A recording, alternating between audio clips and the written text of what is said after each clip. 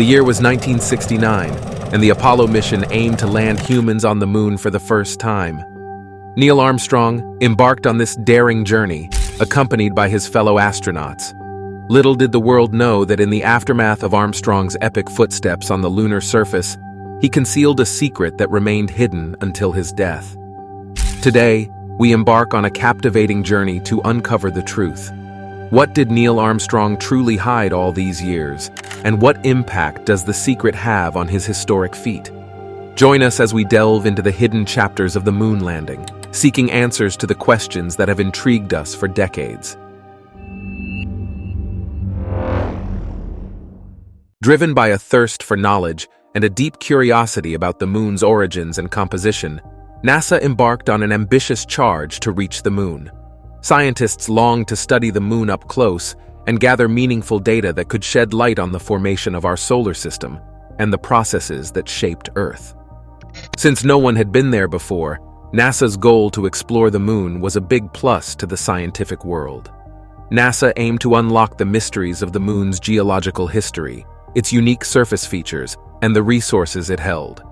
The mission, led by Neil Armstrong, would later become a foundation for many other future explorations. In the years leading up to his historic mission to the moon, Neil Armstrong underwent rigorous preparation.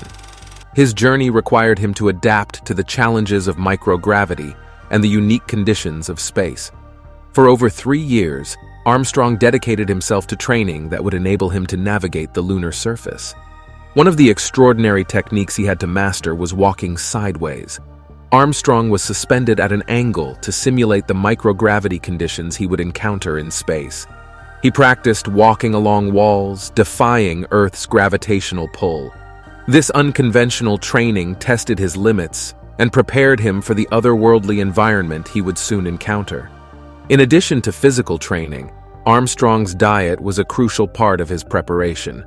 Food had to be carefully selected and preserved to withstand the unique conditions of the mission. Armstrong's meals consisted primarily of dehydrated beef and vegetables, carefully packaged to provide sustenance without compromising weight or storage space. These meals were meticulously prepared and would later be rehydrated in space, providing essential nutrients for his journey. On July 20th, 1969, Armstrong was treated to a hearty breakfast before the momentous blast-off. A plate adorned with steak, eggs, toast, juice, and coffee awaited him. This pre-launch meal, known as a low-residue meal, was to ensure that Armstrong wouldn't have to face the inconvenience of using the bathroom shortly after liftoff, as it was crucial to minimize any distractions during this critical phase. In preparation for their groundbreaking lunar mission, Neil Armstrong and the Apollo 11 crew underwent an intensive training process. The training involved classroom sessions, testing facilities, and hands-on fieldwork that simulated the challenges they would face on the moon. NASA recognized the importance of replicating the moon's unique geological features as closely as possible during training. To achieve this, the astronauts were assigned tasks such as gathering geological specimens, which allowed them to familiarize themselves with the process. Additionally, they engaged in training activities that involved entering and exiting the lunar module, honing their muscle memory for the specific procedures they would perform on the moon's surface. To provide a realistic experience, NASA selected various sites on Earth that closely resembled the moon's topography. Stephen Garber, a policy analyst in NASA's History Program office, explained that it was a guessing game since they had never been to the moon before. Consequently, the crew embarked on numerous national and international field trips. However, most of their fieldwork occurred in the American Southwest, specifically in Texas, Arizona, and Nevada. The fieldwork allowed them to gain an appreciation for the different geological aspects they would encounter during their mission. The training process included a combination of classroom instruction and extensive fieldwork, with a strong emphasis on the latter. NASA aimed to instill the necessary steps and procedures into the astronauts' muscle memory. The crew became intimately familiar with the process by repeatedly practicing tasks like collecting and analyzing soil and rock samples at multiple sites. This practice ensured that they could perform these tasks seamlessly once they arrived on the moon without wasting precious time or mental energy. In addition to specimen collection, the astronauts underwent simulations encompassing various critical activities. They dug trenches and collected samples at different levels, honed their skills in selecting site locations, and mastered driving core tubes into the lunar soil for efficient sample collection.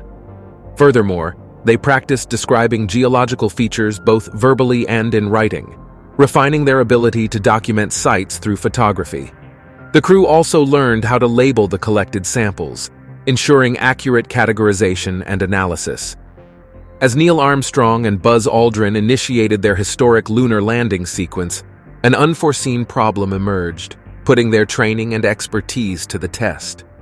4 minutes into the landing sequence, Neil Armstrong's voice crackled through the speakers in mission control, uttering the words, "Program alarm." Standing beside Armstrong in the descending lunar module, Buzz Aldrin peered at the frozen display on the computer, which displayed the error code 1202. This unexpected error left them puzzled, as they were unsure of its origin. The controllers in Houston scrambled to find the cause of the problem, but time was of the essence.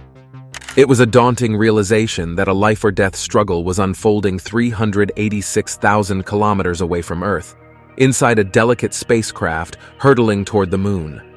Communication was flickering. The computer's stability seemed uncertain, and Gene Kranz, the flight director of the first lunar landing, felt the mission control slipping further behind. The issues arose immediately upon separation from the command module, where Michael Collins remained while Armstrong and Aldrin descended. Mission control encountered difficulties with the radio link to the lunar module, adding to the mounting tension. As the situation escalated, decisions had to be made with limited information. Gene Kranz recalled the weight of determining whether they had enough data to proceed. Despite communication issues and intermittent radar data, he gave the crew the go-ahead for powered descent, the critical phase of the rocket brake landing. However, communications were lost again soon after. Buzz Aldrin attempted various measures to restore the radio connection, including repositioning the antenna. Mission Control also exerted efforts from their end, but the connection continued to fade in and out. If the situation worsened, Kranz would have to order an abort as flight controllers on Earth grappled with communication challenges and unreliable radar data.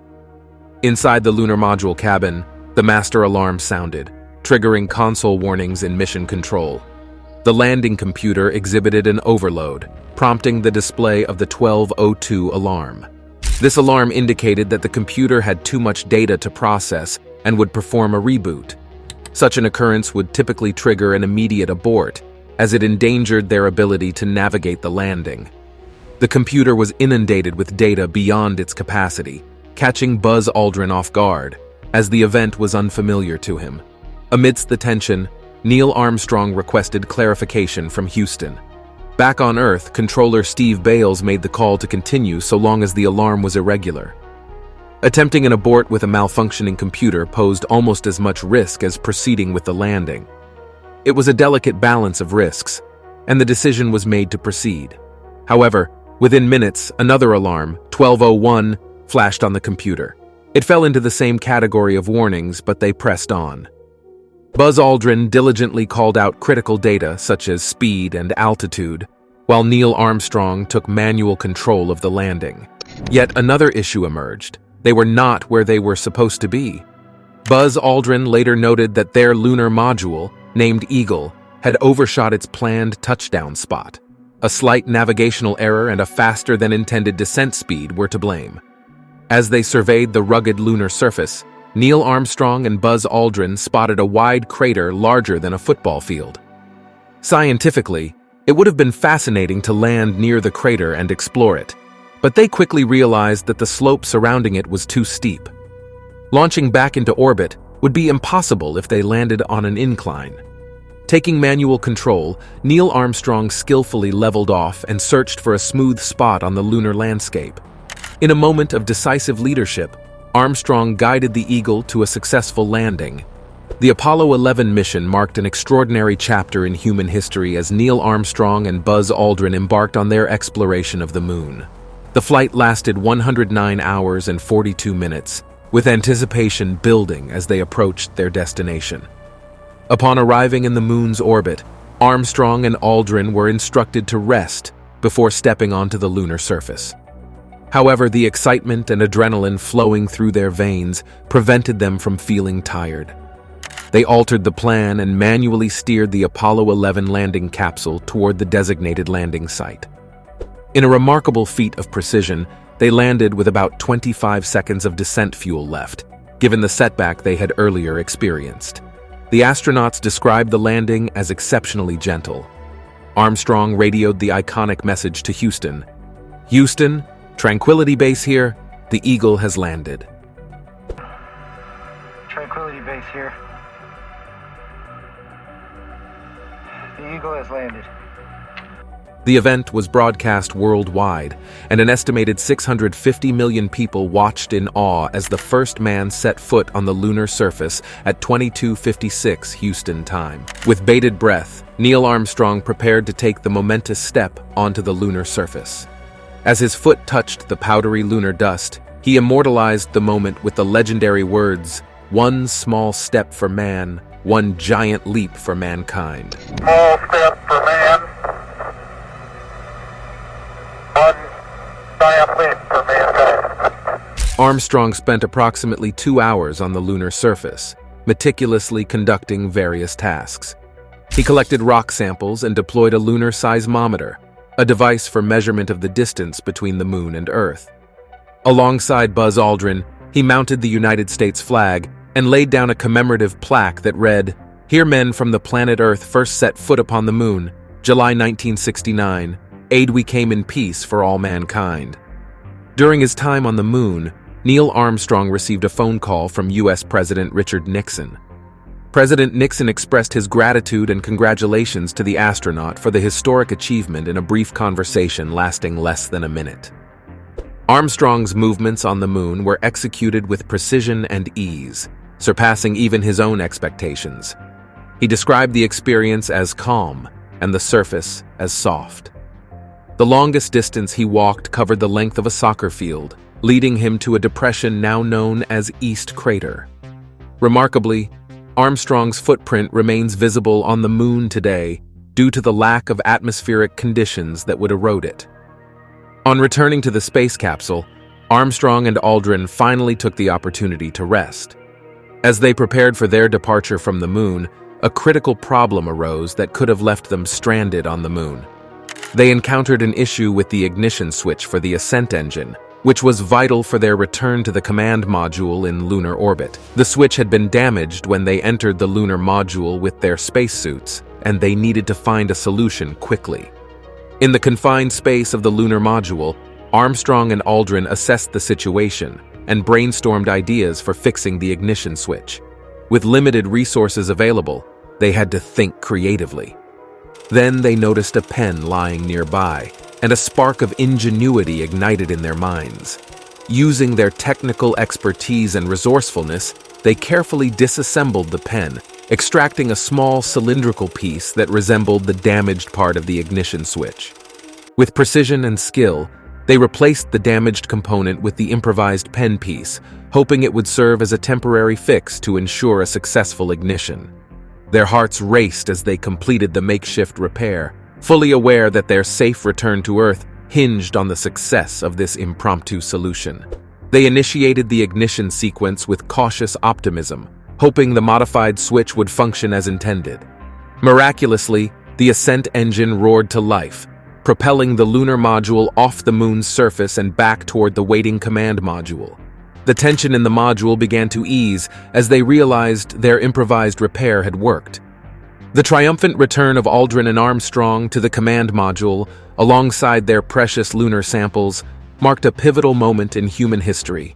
Their resourceful solution to the ignition switch problem would become one of the rarely told stories of their remarkable lunar journey, showcasing the ingenuity and resilience of the Apollo astronauts. At 13:54 local time, Neil Armstrong, Buzz Aldrin, and Michael Collins bid farewell to the moon. Their departure marked the end of their 21-hour and 36-minute exploration of the moon. Neil Armstrong would later reveal that NASA had imposed time restrictions due to concerns about the durability of their spacesuits in the harsh lunar environment. With temperatures reaching scorching highs of plus 266 degrees Fahrenheit on the bright side and bone-chilling lows of minus 256 degrees on the dark side, every moment counted. As the engines of the lunar module ignited, the astronauts left behind the breathtaking lunar landscape they had come to know. The ascent was smooth, and their gaze lingered on the moon's rugged beauty one last time. Their time on the moon had been a delicate balance of exploration and safety, making the most of limited hours while safeguarding their lives. Neil Armstrong and his fellow astronauts did not immediately go back to their normal lives after returning from the moon. Even though they returned successfully, there were specific protocols to adhere to. In the 1960s, there was widespread anxiety regarding the existence of unidentified pathogens or toxins that might be harmful to human beings. After NASA retrieved their landing capsule from the ocean, the astronauts were immediately placed in a stringent quarantine. During the few days that they spent within the tiny, hermetically sealed capsule, Neil Armstrong and the other members of his crew were completely shut off from the outside world. Even though they were in touch with each other by radio, they were cut off from the outside world. The quarantine station was outfitted with the most basic conveniences, including bunk beds, chairs, a toilet, and a small kitchen featuring one of the first microwave ovens. After the remarkable achievement of moon landing and receiving praise from people all over the world, Neil Armstrong made the audacious proclamation that he would never again journey into space. He was pleased with the results of the expedition because he believed it to be an opportunity that only came around once in a lifetime. Despite this proclamation, Armstrong's desire to explore and participate in exciting new experiences did not wane. In 1985, he participated in an expedition to the North Pole that was headed by the famous mountaineer Edmund Hillary, who had previously climbed Mount Everest. On April 6, 1985, Neil Armstrong reached the North Pole, adding yet another incredible accomplishment to his career. In addition to his professional endeavors, Armstrong had an abiding fascination with the natural world. He had a profound appreciation for the Earth's great qualities and treasured its beauties. Following his monumental achievements, Armstrong's life largely settled into a more quiet routine. He was married twice and had 3 children. He found happiness in the companionship of his family, as well as the beauty of the natural world that surrounded him. Neil Armstrong, the first man to walk on the moon, held a secret that he kept hidden even from his loved ones. This secret was revealed only after his passing in 2012, when his widow, Carol, stumbled upon a box of peculiar items she had never seen before. Intrigued by the discovery, Carol reached out to Alan Needle, the Apollo curator at the National Air and Space Museum in Washington, D.C. Despite finding the situation unusual, the curator couldn't help but be thrilled by the mysterious find. He stated that it was hard to imagine anything more exciting than unraveling this secret kept by the legendary astronaut for over 4 decades. It was soon revealed that the contents of the box were all artifacts from the Apollo 11 lunar landing capsule. Among the items identified by Needle and the team behind the Apollo Lunar Surface Journal were Armstrong's waist tether, utility lights and their brackets, equipment netting, an emergency wrench, the optical sight mounted above Armstrong's window, and the 16mm data acquisition camera, DAC, that recorded the iconic footage of the lander's final approach and Armstrong's historic descent down the ladder and onto the moon's surface. Surprisingly, Neil Armstrong had never mentioned this bag of artifacts, even when asked about mementos by his authorized biographer. The bag remained hidden in his closet, unknown to the world. The origin of how Armstrong came to possess this bag remains a mystery, but it is believed that he retained these small, spent parts as personal souvenirs, a common practice among astronauts. Interestingly, the bag and its contents were not smuggled from the moon. After returning to lunar orbit, the bag was transferred from the lunar module, Eagle, to the command module, Columbia, before the lander was intentionally directed to crash back to the moon's surface. Armstrong informed the command module pilot, Michael Collins, about the bag, referring to it as a collection of trash he wanted to bring back. Armstrong, Colin, and Aldrin's exploration of the moon was a testament to human ingenuity, bravery, and the unrelenting pursuit of knowledge. Armstrong's passing at the age of 82 marked the end of an exciting and remarkable life. However, the reasons behind his decision to keep these artifacts a secret throughout his life are unknown to his family. It remains a mystery that adds an air of fascination to the legacy of Neil Armstrong, the first human to set foot on the moon. Thanks for watching another episode of Voyager. While you're still here, make sure to click the video on your screen for more mind-blowing videos about space.